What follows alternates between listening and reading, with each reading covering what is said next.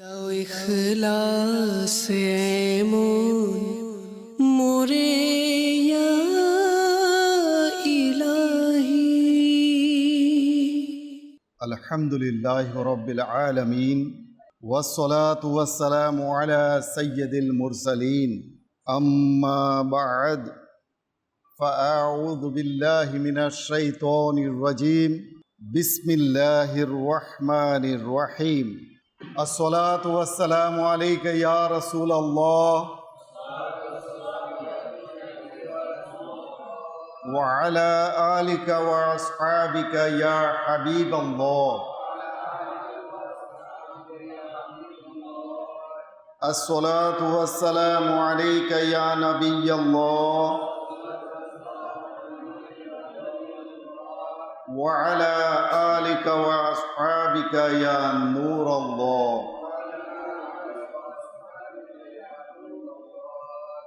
নওয়াইতু সুন্নাতাল ইতিকাফ।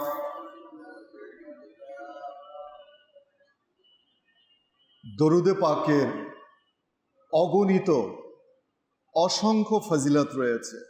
Lord of blessings reciting দুরুদে পাক upon beloved Prophet sallallahu ta'ala alayhi wa alihi wa sallam. Let's hear one of the blessing of reciting durud.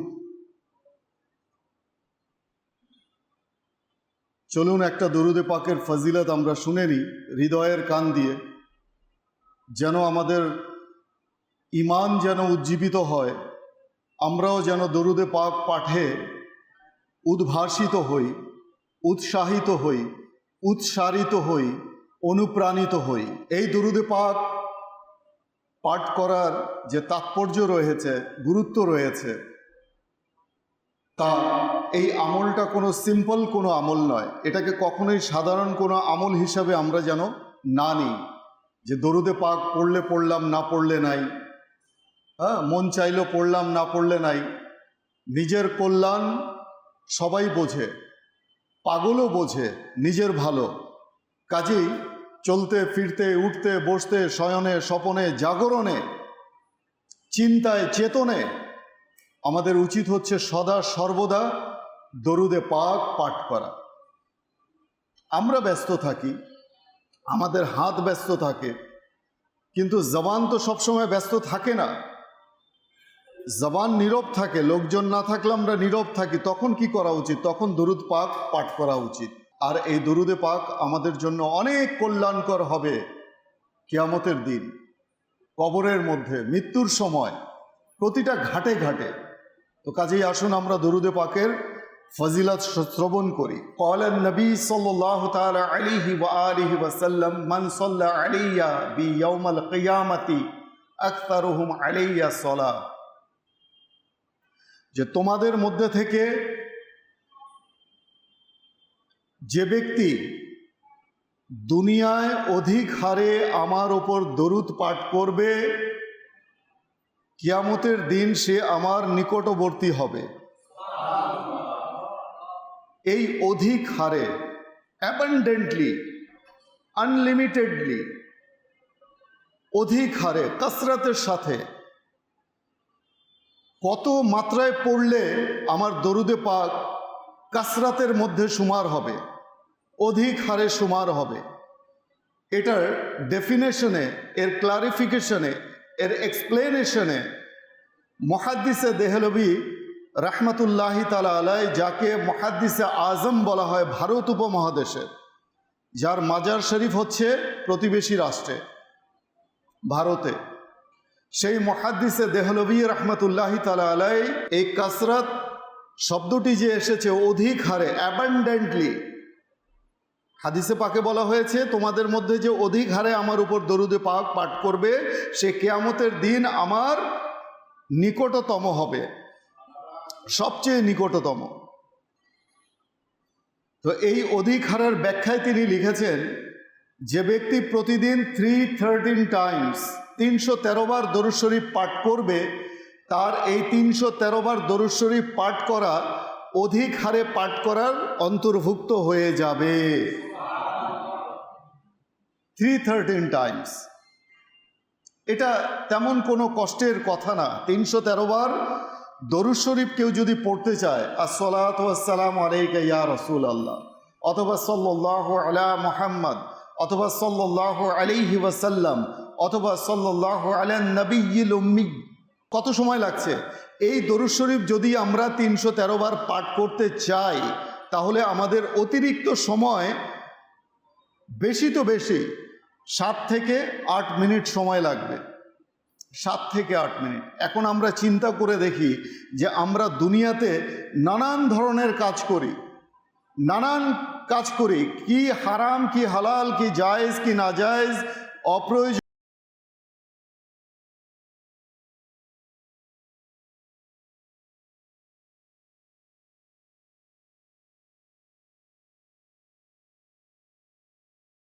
কোন কাজটা অহেতুক হবে, কোন কথাটা প্রয়োজনীয় হবে, কোন কথাটা অপ্রয়োজনীয় হবে, আমরা শুধু বলতেই থাকি। আল্লাহ তাআলা জবান দিয়েছে, বাস এই জবানকে আমরা যত্র তত্র যেমনভাবে যেমন খুশি আমরা ব্যবহার করতে থাকি।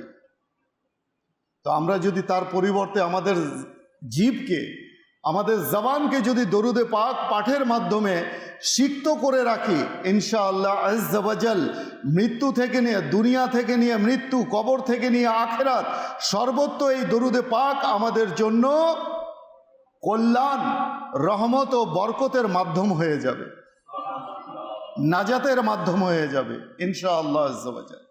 সাল্লু আলাল হাবিব সাল্লাল্লাহু তাআলা আলা মুহাম্মদ সাল্লাল্লাহু আলাইহি ওয়া আলিহি ওয়াসাল্লাম। দরুদে পাক পাঠের অধিক হারে আরও একটি ফজিলত এসেছে যে মৃত্যুর পর তার যে দেহ রয়েছে কবরে অ্যাজ ইট ওয়াজ কন্ডিশনে থাকবে। দুনিয়াতে যেমন তরতাজা ছিল, কবরেও তার দেহ তরতাজা থাকবে, তার কাফনেও দাগ লাগবে না, এমনও ব্যাখ্যা এসেছে। যদি কেউ অধিক হারে দরুদ শরীফ পাঠ করে, কবরে তার দেহ যে রয়েছে সেটা কি থাকবে? অ্যাজ ইট ইজ কন্ডিশনে থাকবে। আমরা দেখি না অনেক সময় যে 150 বছর 100 বছর হয়ে গেছে, হঠাৎ করে কবর খুলে গেছে আর দেহটা ঠিক তেমনই আছে আল্লাহর ওলিদের। তো এমন যদি চাই, আমরাও চেষ্টা করলে ভালো ভালো নিয়তের সাথে ইনশাআল্লাহ আজকে থেকে করব। তো চলতে ফিরতে উঠতে বসতে আমরা দরুদ শরীফ পড়তেই থাকবো। আল্লাহ তাআলা সেই তৌফিক আমাদের নসিব করুন। আজকে খুবই গুরুত্বপূর্ণ একটি বিষয় নিয়ে আপনাদের সামনে উপনীত হয়েছি, আর তা হলো এই এমন একটি গুনাহ, কবিরা গুনাহ, যেই গুনাহকে আমরা অধিকাংশ মানুষ গুনাহই মনে করি না, যেটা গুনাহই না। আর সেই গুনাহটি কি জানেন? মিথ্যাচার। আজকে এর গুরুত্ব সম্পর্কে, এর ওয়াইদ সম্পর্কে, এর যে শাস্তি রয়েছে, পরিণাম রয়েছে, সে সম্পর্কে ইনশাআল্লাহ তাআলা আমরা শুনবো। আল্লাহ তাআলা আমাদের সেই তৌফিক দান করুন। আসুন ভালো ভালো কিছু নিয়ত করে নিই। হাদিসে পাকে এসেছে, নিয়াতুল মুমিনি খায়রুম মিন আমালি, intention of Muslim is better than his actions. So let's make some good intention before listening sunnah inspired speech. সুন্নাতে ভরা বয়ান শ্রবণের পূর্বে আসুন ভালো ভালো কিছু নিয়ত করি। অন্তত একটি নিয়ত আমি আপনাকে করতে বলবো, তা হচ্ছে এই যে from the beginning to the end we will listen সুন্নাহ inspired speech for gaining the satisfaction of almighty আল্লাহ, যে আল্লাহ তাআলার সন্তুষ্টি অর্জনের নিমিত্তে শুরু থেকে শেষ পর্যন্ত বয়ান শুনবো ইনশাআল্লাহ। কে এলো, কে গেল, কে বসলো, কে উঠলো, মানে চোখ আমাদের এত অস্থির, কখনো ডানে কখনো বামে। আহা, কোরআন হাদিসের বয়ান যখন হয় তখনও আমাদের অস্থিরতা কাজ করে। কি দরকার? যে আসার সে আসলো, যে বসার সে বসলো, কোনো দরকার নেই। বাস কোরআন হাদিসের চেয়ে আমার কাছে মূল্যবান আর কিছুই নেই। কোরআন হাদিসের বয়ান শুনবো ইনশাআল্লাহ। সাল্লু আলাল হাবিব সাল্লাল্লাহু তাআলা আলা মুহাম্মদ সাল্লাল্লাহু আলাইহি ওয়া আলিহি ওয়াসাল্লাম। শুরুতেই খুব চমকপ্রদ একটি ঘটনা দিয়ে শুরু করতে চাই, আর তা হচ্ছে এই মুসলিম শরীফের মধ্যে এই ঘটনা এসেছে। মনোযোগ দিয়ে আমরা শুনবো ইনশাআল্লাহ আজ্জা ওয়াজাল। তাহলে এই বয়ানের যে কল্যাণ রয়েছে আমরা লাভ করতে পারবো, অন্যথায় আমাদের হাতছাড়া হয়ে যাবে। এর বারাকাত, এর কল্যাণ থেকে আমরা বঞ্চিত হয়ে যাব। আরওয়াহ নামক এক মহিলা হযরত সাইয়্যিদুনা সাঈদ বিন যায়েদ রাদিয়াল্লাহু আনহুর সাথে তার ঘরের কিছু অংশের ব্যাপারে ঝগড়া করতে লাগলো। এখন এই হযরত সাইয়্যিদুনা সাঈদ বিন যায়েদ কে ছিলেন? তিনি একজন সাহাবী ছিলেন। আর তার পাশেই এক মহিলা ছিল, দুষ্ট প্রকৃতির মহিলা। যেই মহিলা হযরত সাইয়্যিদুনা সাঈদ বিন যায়েদ রাদিয়াল্লাহু তাআলা আনহুর বাড়ির যে অংশ ছিল, তার বাড়ির অংশে কিছু অংশ সে দাবি করে বসলো যে এই অংশটুকু আমার, এটা তোমাকে দিতেই হবে, এটা আমাকে দাও। অতঃপর হযরত সাইয়্যিদুনা সাঈদ বিন যায়েদ রাদিয়াল্লাহু তাআলা আনহু বললেন যে আমি আল্লাহর নবী সাল্লাল্লাহু আলাইহি ওয়াসাল্লামকে ইরশাদ করতে শুনেছি, যে ব্যক্তি দুনিয়ায় 1 বিঘত পরিমাণ জায়গা অন্যায়ভাবে দখল করে নিবে, কারো অন্যায়ভাবে দখল করে নিল, কিয়ামতের দিন তার গলায় 7টি জমিনের 7 স্তবক জমিনের শেকল তার গলায় ঝুলিয়ে দেয়া হবে। নাউজুবিল্লাহ। আমরা যেমন 7টা আসমান বলি না, সপ্তম আসমান, প্রথম আসমান, দ্বিতীয় আসমান, তৃতীয় আসমান, এমন নিচে জমিনের নিচেও কিন্তু প্রথম স্তবক, দ্বিতীয় স্তবক, এমন স্তর আছে 7টা। এই 7টা স্তরের সমান শেকল তার গলায় ঝুলিয়ে দেয়া হবে।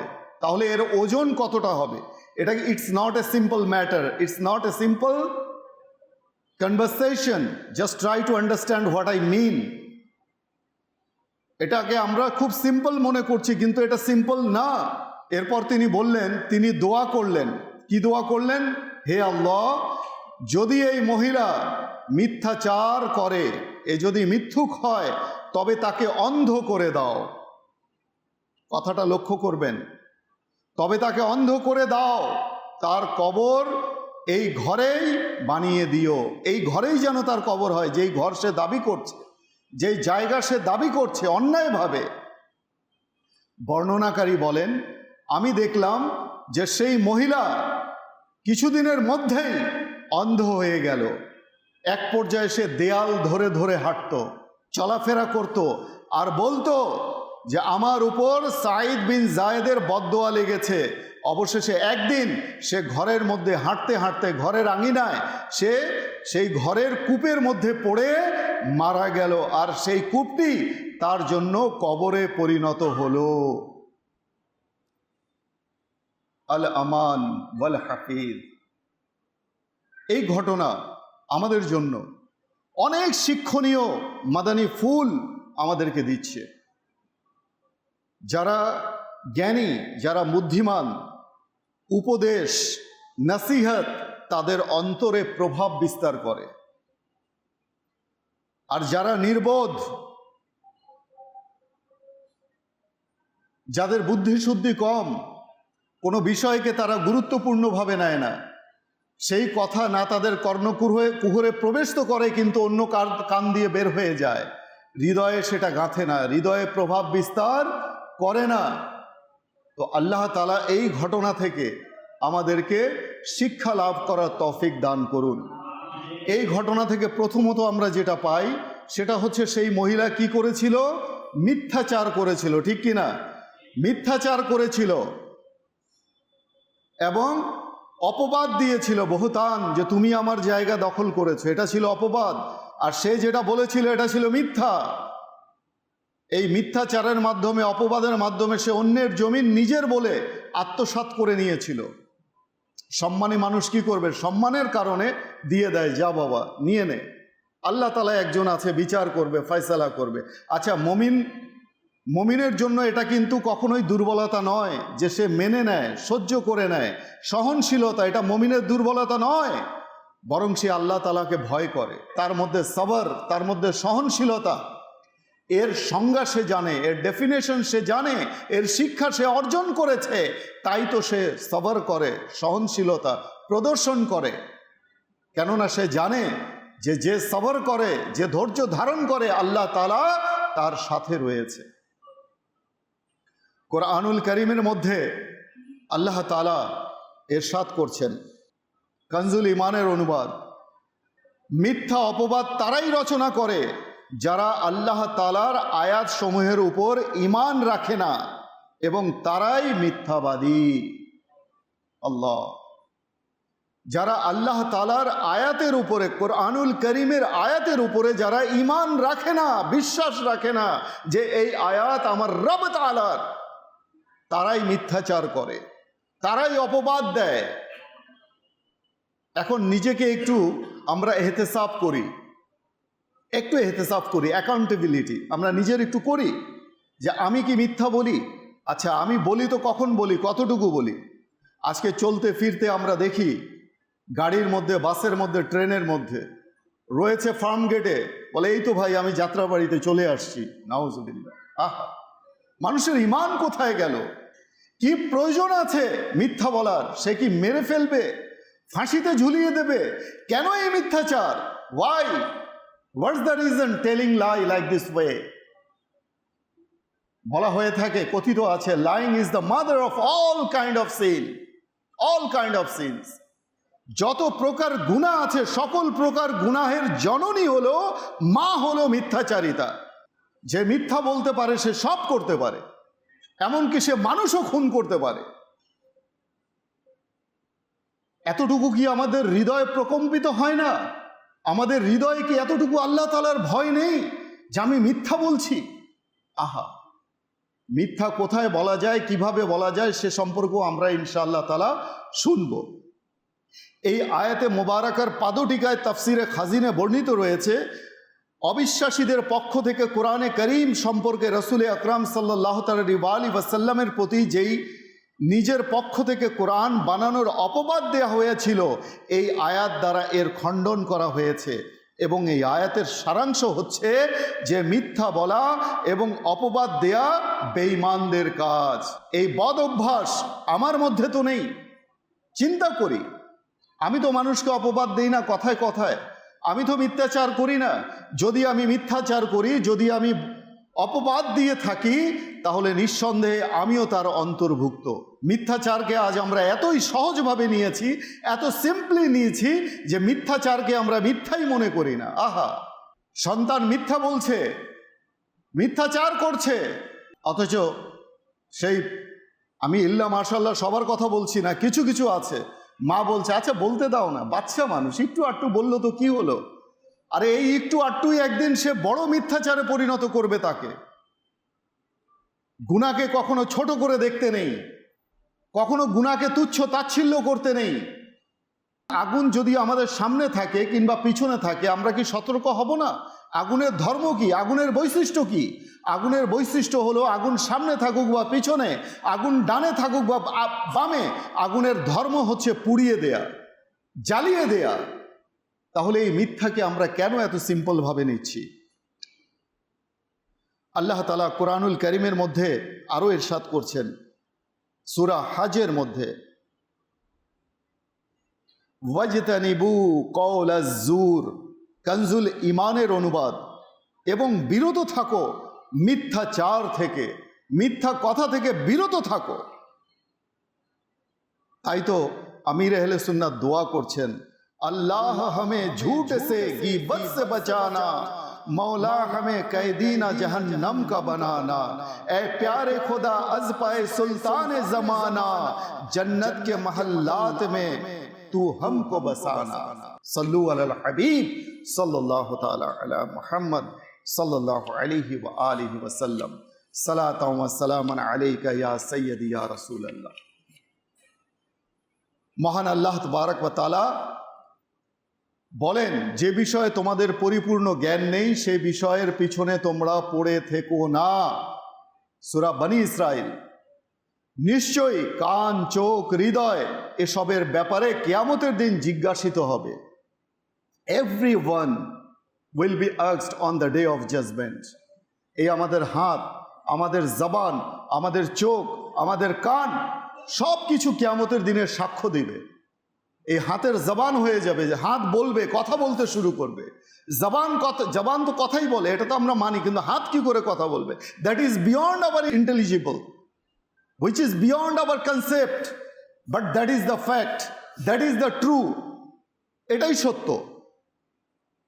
আল্লাহ তাআলার ক্ষমতা বলে হাতও সেদিন কথা বলবে, আমাদের কান সেদিন কথা বলবে, চোখ সেদিন কথা বলবে। চোখ দিয়ে আমরা কি দেখেছি? ভালো জিনিস দেখেছি না খারাপ জিনিস দেখেছি? কান দিয়ে আমরা ভালো জিনিস শুনেছি না খারাপ জিনিস শুনেছি? জবান দিয়ে আমরা ভালো কিছু বলেছি না খারাপ কিছু বলেছি? এই প্রত্যেকটা অঙ্গ প্রত্যঙ্গ কিয়ামতের দিনে কি হবে? আমাদের বিরুদ্ধে সাক্ষ্য দেবে। সেদিন আমাদের মুখে সিলমোহর লাগিয়ে দেওয়া হবে, আমরা কথা বলতে পারবো না। আল্লাহ তাআলা আমাদেরকে হেফাজত করুক মিথ্যাচার থেকে।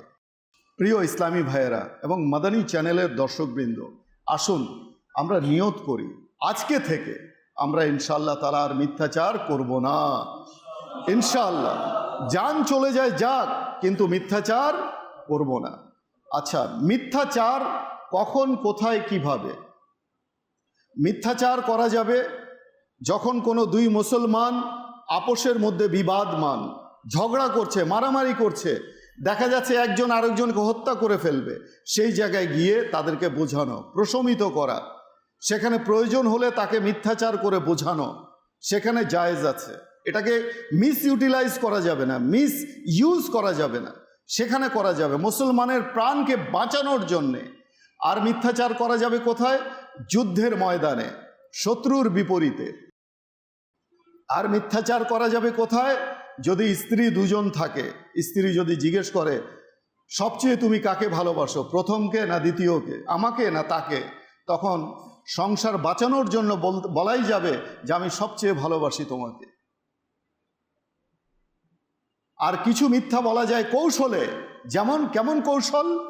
যেমন কেউ আপনার প্রাণ নিতে আসলো, আপনাকে হত্যা করতে আসছে, ঘরে এসে কেউ নক করলো, এখন ঘরের স্ত্রী হোক বা সন্তান হোক, সে যদি মনে করেন দরজার ভিতরে দাঁড়ানো আর বাইরে থেকে দরজা নক করছে, খোলো তাড়াতাড়ি, আমি অমুককে চাই, অমুক আছে কিনা ঘরে, আপনি জানছেন যে তার প্রাণ চলে যাবে, তখন আপনি মিথ্যা বলতে পারবেন কিভাবে? দেয়ালের মধ্যে, দরজার মধ্যে অথবা জমিনের মধ্যে একটা চিত্র অঙ্কন করে, গোলাকার বৃত্ত পায়ের মতো, এটা ওলামায়ে কেরাম বলেন, সেখানে ওই বৃত্তর মধ্যে ইন্ডিকেট করে বলতে হবে এখানে তিনি নেই, এখানে তিনি। এটা কি মিথ্যা হবে? ওই বৃত্তের মধ্যে তিনি আছেন, বলেন না কেন? নেই। তাহলে এটা হচ্ছে হিকমা, এটা হচ্ছে প্রজ্ঞা, এটা হচ্ছে কৌশল। ওই গোলাকার বৃত্ত বানিয়ে সেটার মধ্যে ইঙ্গিত করে বলতে হবে এখানে তিনি নেই, ভিতর থেকে আওয়াজ দিতে হবে। আর কোথায় বলা যাবে? যেমন আপনি কাউকে ধার দিতে চাচ্ছেন, কেউ এসে টাকা চাইলো, আপনি জানেন নির্ঘাত এই ব্যক্তিটা টাকা ফেরত দিবে না, বা এ প্রতারক, এ টাকা দেয় না কাউকে, মেরে খায়, ঠিক আছে, বা এই ধরনের সামথিং লাইক দ্যাট, এই ধরনের কোনো যদি কেস হয়, তাহলে কি বলা যাবে? আমার হাতে কোনো টাকা নেই ভাই, বিশ্বাস করো। পকেটে টাকা আছে, হাতে টাকা আছে? নাই, হাত খালি। ভাই আমার হাতে কোনো টাকা নেই এই মুহূর্তে। বোঝা গেছে? এটা হচ্ছে হিকমা। তো এইভাবে যদি চলা যায় তাহলে বলেন, আর না হলে মিথ্যা থেকে শত শত কোষ দূরে থাকেন। আল্লাহ তাআলা এই জঘন্য মিথ্যাচার থেকে আমাদেরকে হেফাজত করুন। আচ্ছা, এই যে মিথ্যা, এই মিথ্যার যে দুর্গন্ধ, এমন এক দুর্গন্ধ যে ফেরেশতারা 70 মাইল দূরে সরে যায় মিথ্যার দুর্গন্ধের কারণে। মিথ্যাচারিতা এমন এক দুর্গন্ধ, আর মিথ্যাচারিতার কঠিন আযাব রয়েছে। আল্লাহ তাআলা এই মিথ্যাচার থেকে আমাদেরকে হেফাজত করুন। আজ বর্তমান সমাজে আমরা দেখি যে মানুষ হেসে হেসে মিথ্যাচার করে। এক শ্রেণীর পেশাদার রয়েছে যারা কৌতুক করে, কৌতুক অভিনেতা, এরা মানুষকে একটু আনন্দ দেওয়ার জন্য আর নিজে 2 পয়সা কামানোর জন্য তারা মিথ্যাচার করে, বানোয়াট গল্প বলে আর মানুষকে হাসায়। আল্লাহ তাআলার পানা, আল্লাহ তাআলার পানা। হাদিসে মোবারকায় এসেছে, আল্লাহ নবী সাল্লাল্লাহু আলাইহি ওয়াসাল্লাম ইরশাদ করেন যে তোমরা সত্যকে আঁকড়ে ধরো, কারণ সত্য নেকির পথ দেখায়, সত্য নেকির পথ দেখায়, আর নেকি জান্নাতের পথ দেখায়। কোনো ব্যক্তি সর্বদা সত্য কথা বললে, সর্বদা সত্যের অনুসন্ধানী হলে, সে শেষ পর্যন্ত আল্লাহ তাআলার কাছে সত্যবাদী হিসাবে লিপিবদ্ধ হয়। আর তোমরা মিথ্যা থেকে সম্পূর্ণরূপে দূরে থাকো, কারণ মিথ্যাচার গুনাহের রাস্তা দেখায়, আর গুনাহ জাহান্নামের রাস্তা দেখায়। কোনো ব্যক্তি সর্বদা মিথ্যা কথা বললে এবং সর্বদা মিথ্যার অনুসন্ধানী হলে সে শেষ পর্যন্ত আল্লাহ তাআলার কাছে মিথ্যাবাদী রূপে পরিগণিত হয়। মুবাহালা সংক্রান্ত আয়াতে এসেছে সূরা আলী ইমরানের মধ্যে। অতঃপর আমরা সবাই আল্লাহ তাআলার নিকট এই মর্মে প্রার্থনা করি যে লাআনাতুল্লাহি আলাল কাযিবিন, মিথ্যাচারীদের উপর আল্লাহ তাআলার লানত বর্ষিত হোক। যখন একজন মানুষ মিথ্যাচার করে তার উপর ফেরেশতারা লানত বর্ষণ করতে থাকে, অভিসম্পাত বর্ষণ করতে থাকে। তো কাজেই এটাকে সিম্পলি আমরা যেন না নিই। আমরা আমাদের সন্তানকে যেন বোঝাই যে বাবা মিথ্যা বলা যাবে না। আমার গৌসে পাকের দিকে তো তাকান, তার আম্মা জানের দিকে তো তাকান। তিনি যখন তার সন্তানকে কি করলেন, ইলমে দ্বীন অর্জনের জন্য বড় পীর আব্দুল কাদের জিলানীকে জিলান থেকে বাগদাদে প্রেরণ করলেন, হাতের মধ্যে 40টি স্বর্ণ মুদ্রা বেঁধে দিলেন আস্তিনের ভিতরে, আর বলে দিলেন বাবা কখনো মিথ্যা বলো না, আর তোমার সাথে আমার হয়তো এটাই শেষ দেখা, এরপরে দেখা হবে কিয়ামতের ময়দানে। অতঃপর সেই 40 দিনার নিয়ে তার সাথে কি ঘটনা ঘটেছিল আমি সেদিকে যাচ্ছি না। আপনারা জানেন যে ডাকাতের দলের সাথে যখন ডাকাত দল তাকে ধরলো, ডাকাতের সদস্য যখন তাকে বলল, সে বলল তোমার কাছে কিছু আছে? তখন বড় পীর আব্দুল কাদের জিলানী বললেন যে হ্যাঁ, আমার কাছে 40টা দিনার রয়েছে, স্বর্ণ মুদ্রা। তখন সে বলল, হে যুবক, তুমি মিথ্যাচার তো করছো না, তুমি রসিকতা তো করছো না? সে বলল, না, আমি রসিকতা করছি না। তখন ডাকাত সর্দার এসে বলল, যখন ডাকাত সর্দারকে গিয়ে বলা হলো, ডাকাত সর্দারও চলে এলো উৎসুক হয়ে, দেখি ঘটনা কি। তখন বলা হলো যে হে যুবক, তুমি কেন মিথ্যে বললে না? তুমি তো জানো যে আমরা ডাকাত, তোমাকে মেরে ফেলতে জানি। তখন তিনি বললেন যে আমার আম্মা জান আমাকে মিথ্যাচার করতে নিষেধ করেছে। অতঃপর ডাকাত দল হাউ মাউ করে কাঁদতে লাগলো যে সন্তান একজন মায়ের কথা রক্ষা করতে গিয়ে মিথ্যাচার করে না, আর আজ আমরা রব তাআলার সাথে ওয়াদা করে কত মিথ্যাচার করছি, শত সহস্র মিথ্যাচার করছি আমরা। তখন তারা কান্না করে বড় পীর আব্দুল কাদের জিলানীর কাছে তওবা করলো। এই যে ঘটনা, এই ঘটনা থেকে অনেক কিছু শিক্ষা রয়েছে। আল্লাহ তাআলা আমাদেরকে সেই যে বিষয় রয়েছে সেই ঘটনাকে আমাদের জীবনে প্রতিফলিত করার, বাস্তবায়িত করার তৌফিক দান করুন। হাদিসে পাকে এসেছে, তোমরা প্রত্যুষে সাদকা করো। যে ব্যক্তি প্রত্যুষে সাদকা করবে 70টি বালা মুসিবত থেকে সে হেফাজতে থাকবে, এবং অপমৃত্যু থেকে, যদি অপমৃত্যু, হঠাৎ অকস্মাৎ মৃত্যু, রাস্তা পারাপার হচ্ছে, হঠাৎ করে গাড়ি এলো তাকে পৃষ্ঠ করে চলে গেল, সে কালেমা পর্যন্ত পাঠ করতে পারল না, এমন হঠাৎ করে মৃত্যু চলে আসা, অপমৃত্যু আসা, এই সৎকার মাধ্যমে সেই অপমৃত্যু কি হয়ে যায়, প্রতিবন্ধকতার সৃষ্টি হয়ে যায়, সেখানে বেঁচে যায়, হঠাৎ করে অপমৃত্যু হয় না। তো আমরা চেষ্টা করি মুক্ত হস্তে আমরা দান করি। দাওয়াতে ইসলামী আলহামদুলিল্লাহ বিভিন্ন দিনই কাজ করছে, বিভিন্নভাবে দাওয়াতে ইসলামের যে মাদানী চ্যানেল রয়েছে রান করছে। আপনারা দেখবেন Madani channel, Islamic satellite TV channel হচ্ছে মাদানী চ্যানেল, যেখানে 24 আওয়ার্স রাউন্ড দ্য ক্লক কোরআন ও হাদিসের বর্ণনা কথা সেখানে আলোচনা করা হয়। এই মাদানী চ্যানেলের বার্ষিক খরচ কত জানেন? 35 থেকে 36 কোটি টাকা, which is beyond our thinking। অথচ এই চ্যানেলের মধ্যে কোনো বিজ্ঞাপন নেই, কোনো অ্যাড নেই। তাহলে এই চ্যানেল চলছে কি করে চলছে? How is it possible? এই আপনাদের দান সদকা আপনাদের পকেটের টাকা থেকে চলছে। আশিকানে রসুল দান করছে বিধায় চলছে। আজকে ঘরে ঘরে মানুষ গুনাহ হচ্ছে আমরা জানি। এমনও আমি যখন লাইভ অনুষ্ঠানে বসি, এমনও কল আসে যে আলহামদুলিল্লাহ এই মাদানী চ্যানেল আমরা দেখি এবং আমরা পরিবারবর্গ দেখি, আর এই মাদানী চ্যানেল দেখে আমাদের হাজব্যান্ড ওয়াইফ তালাক হওয়া থেকে আমরা বেঁচে গেছি। আমাদের ঘরে এখন আলহামদুলিল্লাহ শান্তি কায়েম রয়েছে, তালাক হওয়া থেকে বেঁচে গেছে সংসার। যে মানুষ বেনামাজি ছিল, মসজিদ থেকে বিমুখ ছিল, সে আজ নামাজি হয়ে গেছে এই মাদানী চ্যানেলের মাধ্যমে। নট অনলি মাদানী চ্যানেল, দাওয়াতে ইসলামী 80টা ডিপার্টমেন্টে কাজ করছে। One of the department Madani channel. আমি মাদানী চ্যানেলের কথা বললাম। এরপর রয়েছে জামিয়াতুল মদিনা, মাদ্রাসাতুল মদিনা। এই মাদ্রাসাতুল মদিনায়, জামিয়াতুল মদিনায় ইসলামিক ভাই যারা একেবারে নিঃস্ব অসহায় তাদেরকে বিনামূল্যে, আর যারা মোটামুটি একটু সামর্থ্য রাখে তাদেরকে নামমাত্র তাদের কাছ থেকে কিছু অর্থ নিয়ে রান করছে, অথচ একজন মানুষের সারা মাসের খরচ কত এটা আপনারা জানেন। একজন আলিমে দিনকে আপনি যদি স্পন্সর করেন যে না আমি একজন আলিমে দিনের খরচ নিয়ে নিলাম, তার পড়ালেখা মাসিক যে 5 থেকে 6 হাজার টাকা সেটা আমি দান করব, এই আলিমে দিন কিয়ামতের দিন আপনাকে না নিয়ে জান্নাতে যাবে না।